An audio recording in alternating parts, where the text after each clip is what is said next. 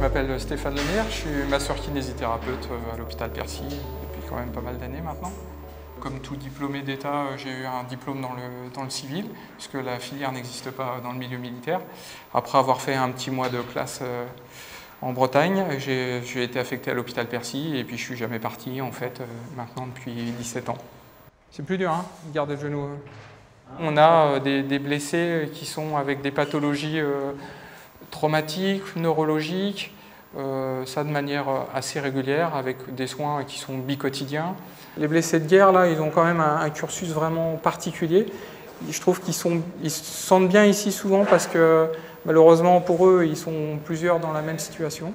Du coup, ils peuvent confronter leurs expériences de combat, de tout ce que ça peut entraîner au niveau physique, psychologique, des retentissements sur leur corps et après sur leur vie professionnelle, personnelle. Les plus anciens, je dirais, viennent assez facilement en discuter avec les blessés plus récents pour essayer de leur faire gagner du temps en termes d'expérience, aussi bien sur le structure et le cheminement hospitalier que ce qui est aussi administratif en parallèle ou ce qu'ils ont vécu, même si chaque parcours est unique, mais ça leur permet, je pense, de se sentir vraiment soutenus dans leur cheminement sur une épreuve de vie qui est quand même difficile.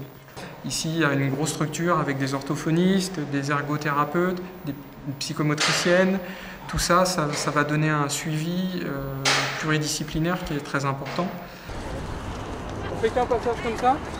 Se reconstruire physiquement, c'est déjà retrouver un peu un équilibre qu'ils ont connu avant. C'est une façon de se dire, j'ai repris le dessus.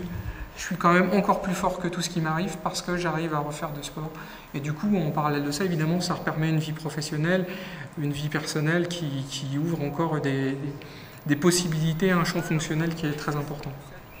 On essaie de se projeter, on essaie de se mettre aussi à la place de ce que peut avoir envie un jeune homme d'une vingtaine d'années. Donc on ne peut pas le brider en lui disant faut te ménager parce qu'il faut que ça dure dans le temps. Il faut trouver l'équilibre entre tout ça. Et psychologiquement, on essaie de garder le contact, là, parce que c'est des tranches de vie. Enfin, moi, je le prends comme ça, hein, des tranches de vie que je partage avec quelqu'un d'autre, avec ses patients.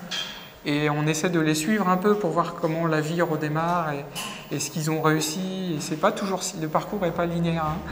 Tu te blesses pas, là, pour l'instant, on fait juste des essais, on regarde si ça glisse et tu te tires. Ça ne tire pas brutalement sur les os.